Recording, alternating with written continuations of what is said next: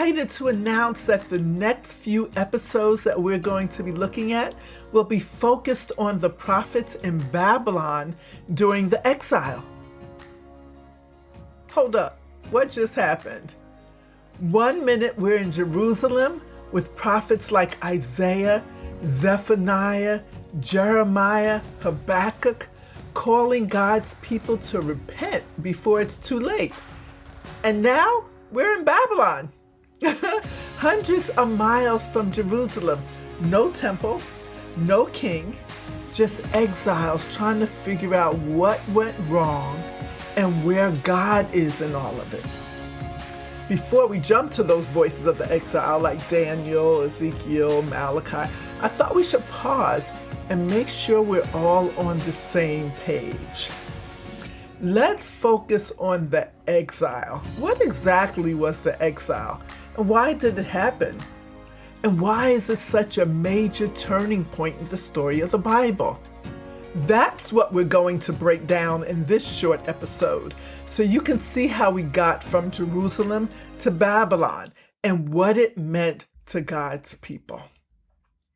Well, welcome everyone. I'm your host, Jackie Adewale, and this is the Bible Basics Podcast, where weekly we break down the basics of the Bible into understandable, bite-sized chunks.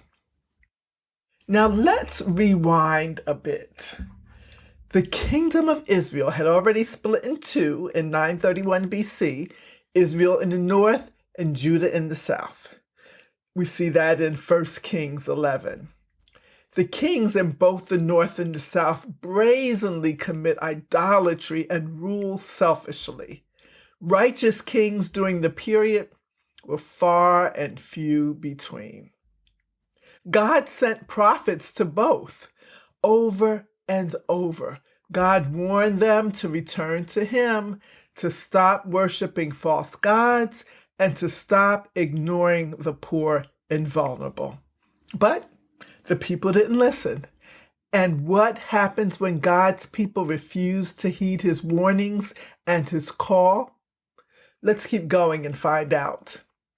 In 722 BC, the northern kingdom of Israel fell to Assyria. The people were scattered. About a century later, Babylon rose as the new world power. And in 586 BC, they marched into Jerusalem, destroyed the temple, tore down the city walls, and took thousands of people, including the young, the educated, and the influential. They took them all into captivity. And that's what we call the Babylonian Exile.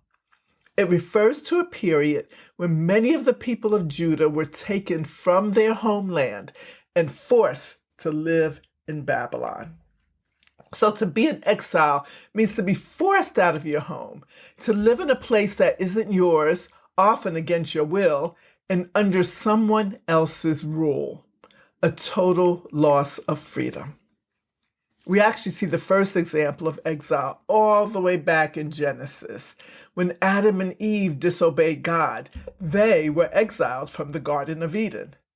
They lost access to the place of God's presence, provision, and peace, and were sent out to live under the weight of that separation. That's the heart of exile, being separated from what God intended, often because of sin. In more recent history, we've seen other examples of forced exile too, like refugees fleeing war or people groups removed from their land by invading powers. It's not just about geography. It's about being uprooted, powerless, and wondering if you'll ever return to what once felt sacred and secure. So when we say the exile, we're talking about a time when God's people were removed from the land that He gave them, with no temple to worship in and no king to lead them. And it didn't happen all at once. It came in 3 waves. There was the first wave that was in 605 BC.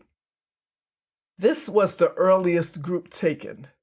Babylon defeated Egypt at the Battle of Carchemish, and gained control of Judah. During this time, Daniel and other young nobles were taken to Babylon to be trained for royal service. Then there's the second wave. Oh, and that first wave you can read about that in 2 Kings 24, 2 Chronicles 36, and Daniel chapter 1. Now let's talk about the second wave. At the beginning of the 6th century BC, the kings of Judah rebelled against their Babylonian overlord, King Nebuchadnezzar II. His response was swift and decisive.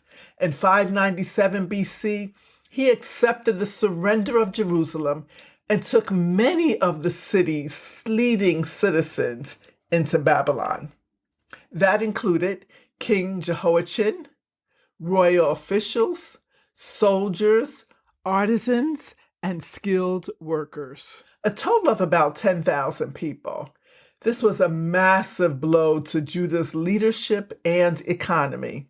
And we see that in 2 Chronicles 36.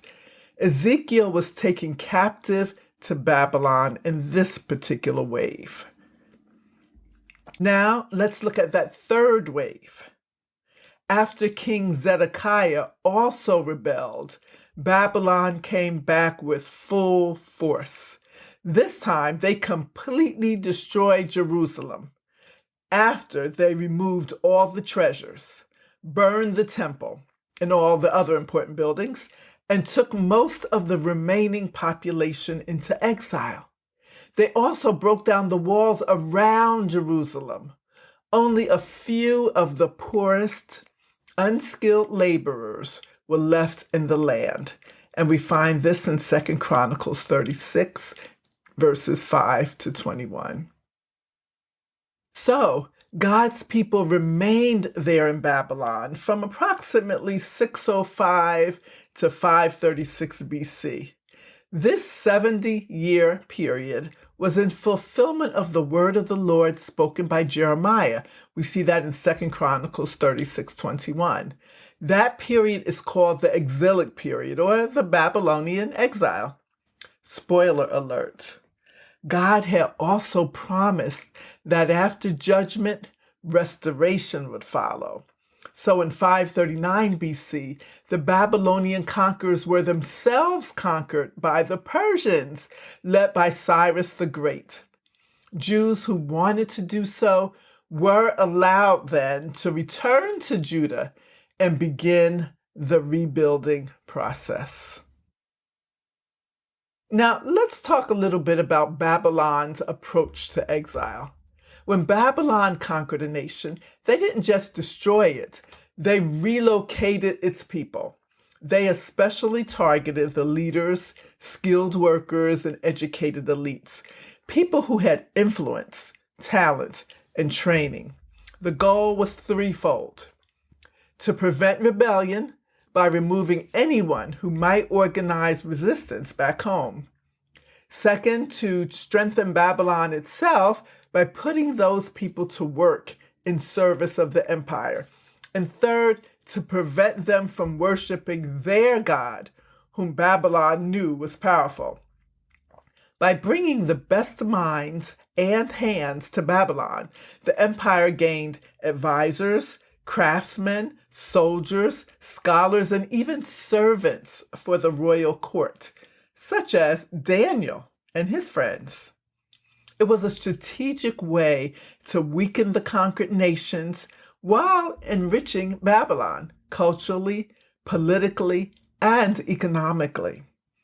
At the same time, Babylon tried to reshape these exiles by immersing them in Babylonian language, religion, and customs, hoping they'd adopt a new identity and forget where they came from.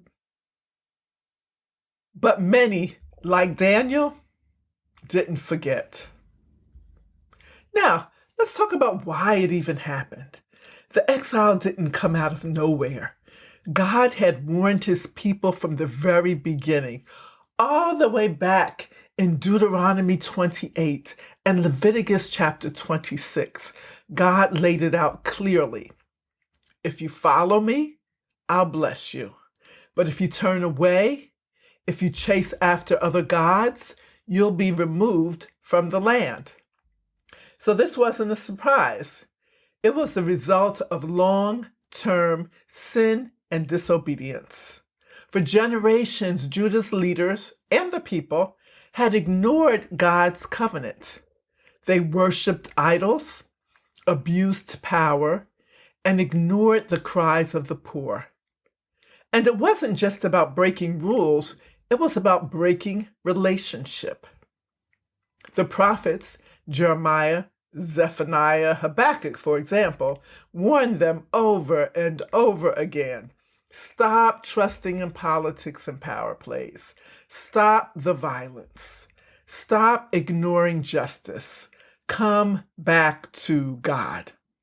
But they didn't. They hardened their hearts. They refused to listen. And so eventually, God let them face the consequences. In a book called The Story Retold by G.K. Beale and Benjamin Glad, we're told that, quote, at the end of 2 Kings, God discloses why he sent Israel into exile. I am going to bring disaster on this place and its people, according to everything written in the book the king of Judah has read, because they have forsaken me and burned incense to other gods and aroused my anger by all the idols their hands have made. My anger will burn against this place and will not be quenched. And we find that in 2 Kings 22, 16 and 17. And centuries before, Moses predicted this very thing in Deuteronomy chapter 29, verses 26 to 28. Quote, they went off and worshipped other gods and bowed down to them. In furious anger and in great wrath, the Lord uprooted them from their land and thrust them into another land. Unquote. Like Adam and Eve, the nation of Israel committed heinous acts of idolatry. So God drives Israel from his presence into Babylonian exile, just like he drove the first couple out of the garden. It's important to say this wasn't God being cruel, it was God being just. He gave them chance after chance. But when they refused, he let them go into exile. We now understand what sent God's people there and how their story didn't end in ruins. In fact, right in the middle of exile, we get new prophetic voices. Some of the most powerful acts of faith and boldest visions from God came after the exile begins. This teaches us that even when we're in the middle of a bad situation that we wander into, God's grace and mercy continues to pursue us, not so that we can remain in the disobedience, but so that we can return to God's much better provisions for our lives. Remember, Jeremiah writes a letter to the exiles and says, quote, this is what the Lord Almighty, the God of Israel, says to all those I carried into exile from Jerusalem to Babylon. Build houses and settle down. Plant gardens and eat what they produce. Marry and have sons and daughters. Find wives for your sons and give your daughters in marriage so that they too may have sons and daughters. Increase in number there, do not decrease. Also, seek the peace and prosperity of the city to which I have carried you into exile. Pray to the Lord for it, because if it prospers, you too will prosper. And moving down to verse 11, it says, for I know the plans I have for you, declares the Lord. Plans to prosper you and not to harm you. Plans to give you hope and a future. So stay tuned to the next episode where we'll begin exploring those messages of hope and a future. We'll find out that even when it felt like everything was lost, God was with his people. He didn't forget them. Until then, keep reading, keep seeking, and keep growing in your faith.